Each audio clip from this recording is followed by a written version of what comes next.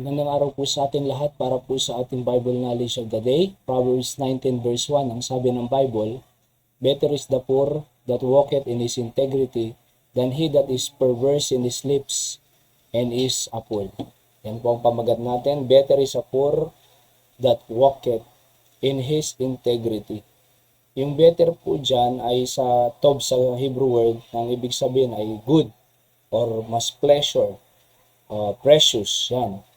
Yung poor naman po dyan ay yung mahirap talaga, yung lacking, needy, destitute. Pero lumalakad siya, sabi ng Bible, walketh in his integrity. Yung walketh po dyan ay nagbibehave siya sa kanyang integridad. Integrity is uprightly or simplicity. Kumbaga, hindi siya maarte.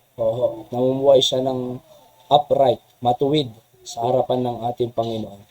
Than he that is perverse, sabi ng Bible, in his sleep and is a fool. Perverse naman yung kanyang pananalita. Distorted yung ibig sabihin po niya. Or crooked, masama. Okay? Ang kanyang pananalita. Kahit mayaman, masama ang pananalita, maraming mayaman po, nililiit-liit ang kapwa niya tao. Dinidisrespect niya dahilan sa educational attainment po niya. Diba? Marami siyang mga nasasabing hindi maganda sa tao. Of course, hindi po lahat, pero meron pong mayaman na perverse sa kanyang pananalita. Kumbaga, inaalipusta niya, inaapi niya yung ibang tao na hindi nakapag-aral. Kumbaga, ang kanyang basehan ng kanyang pagrespeto sa tao ay kung may educational attainment. Kung hindi nakapag-aral, nililiit-liit niya yan.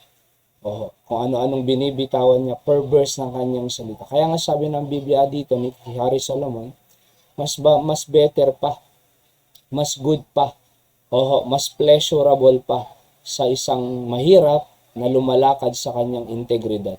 Nagbibehave, namumuhay ng matuwid, may respeto sa tao. May respeto and matulungin sa tao. Kahit simple lang ang buhay niya, pero nakakaunawa ng iba. Simple ang buhay pero matulungin. Di ba? So, simple ang buhay pero mahal niya ang kanyang pamilya. Yan po ang kailangan po natin. Di baling mahirap pero just walk in the integrity God given you. Di ba? Sa integridad mo, pagiging matuwid, upright. Mas better pa yan, sabi ni Solomon. Kaysa yung he that is perverse in his lips pero mang naman. Di ba? Okay? Sa ating principles of the day po ay your integrity will keep you the purity of your family.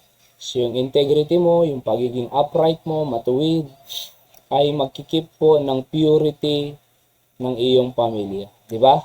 So keep your integrity. Number 2, your integrity will keep you to your ministry. Ano man ang ministry mo na ginagawa sa Panginoon, including your family, ano po? Ay yung integrity mo ang magkikip sa iyong mga ministries. Okay? So, walk uprightly. Ano po? At walk simply but namumuhay with integrity. Okay? Yan po ang ating Bible knowledge of the day. God bless you po.